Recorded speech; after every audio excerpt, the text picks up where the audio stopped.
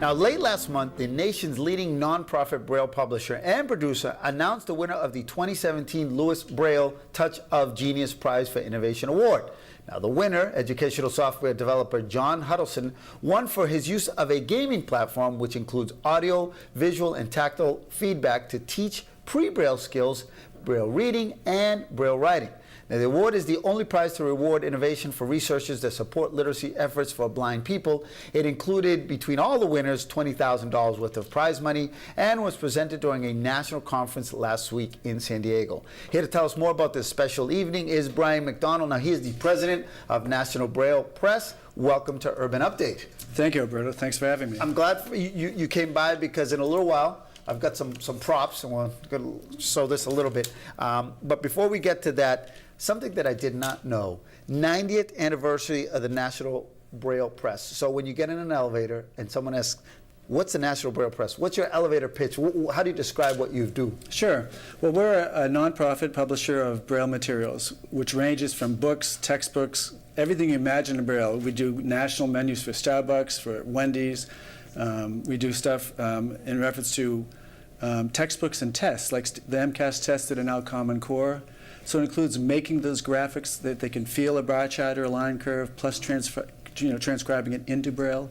So there's a lot of things that we do across the board in Braille. Yeah, there's probably a lot of things that you do that people really don't think twice about, that we take for granted. Those of us who are not visually impaired, right? We read a lot and do all this stuff. And I want to start with this. This is why it's a good segue into this, because we've all used rulers before, right? But yeah, that's right. How did the blind use it? So this is a new product. So I'm going to let you hold it and Sure. explain to me the innovative part of this. You could hold it up a little bit. Yeah, so basically, this is a Braille ruler for the blind. So it has inch marks in Braille, which is easy to understand and read. But to get in between those, it's been very difficult for blind people to have a measure, and they have to guess what that would be. For this one, you can slide between these two jaws.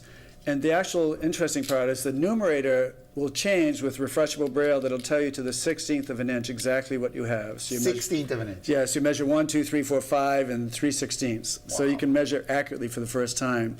So we are proud to have this being sold across the country in North America. We're doing a metric one next for the rest of the world.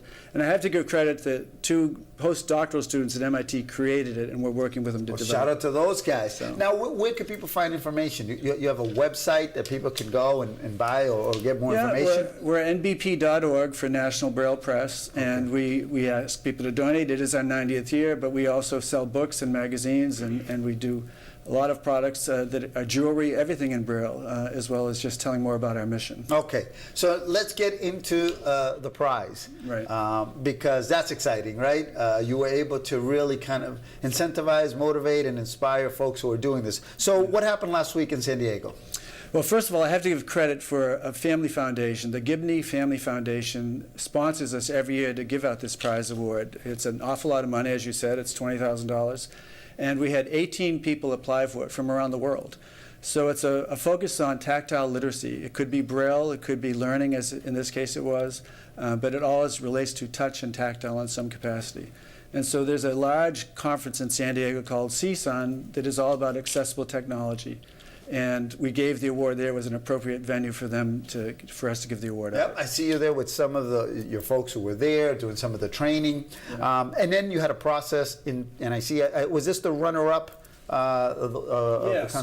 We had an adjudication committee, and these are some of the images of them literally checking out, crawling around as an early reader would do and learning devices and products. And they were the runner-up from Australia, in fact, and they got a $5,000 prize, and John Huddleston got $15,000. Well, let's put up a picture of John and your team and hit folks there. I see them right there. So he was happy with that, right? Oh, yeah. So well, John and his brother created this. They're local. They're from Massachusetts, and John is the mechanical engineer, and his brother was the coder that did the software for it. That's awesome. That is really, really great. Yeah. Now, I know that you're celebrating your 90th anniversary, so there'll be kind of some events during the course of the year. Right. One of them is Dining in the Dark.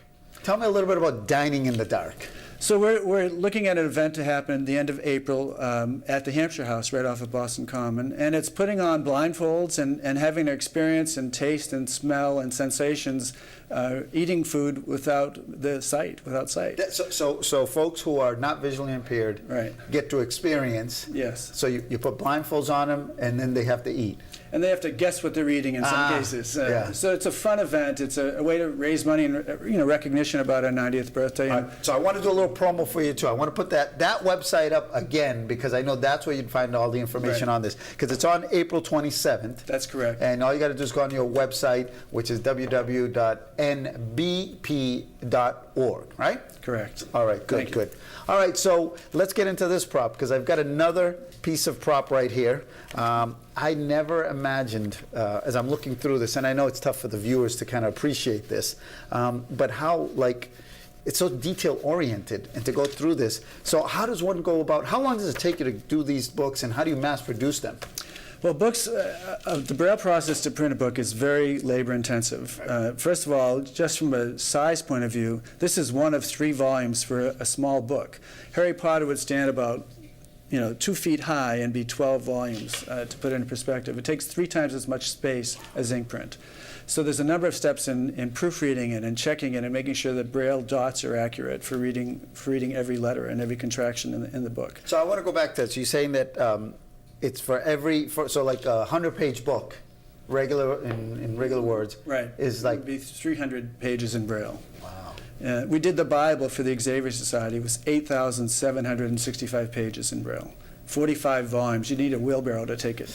So now you see, now you ruined a movie for me. Yeah. There's a movie called, was it The Book of Job? Did you see that Yes, with Denzel yes. Washington? Yeah. You saw that one, right? Yeah, and so a fact check would be he carried it in his hand. It It would would've have been like this. There you go. You know what I'm talking about. I do, right? yeah. Right, that's why I say you ruined the movie. Next time I see it, and I love watching over, I'm like, I know, you're right. Brian Macdonald told me that wouldn't be true in that movie.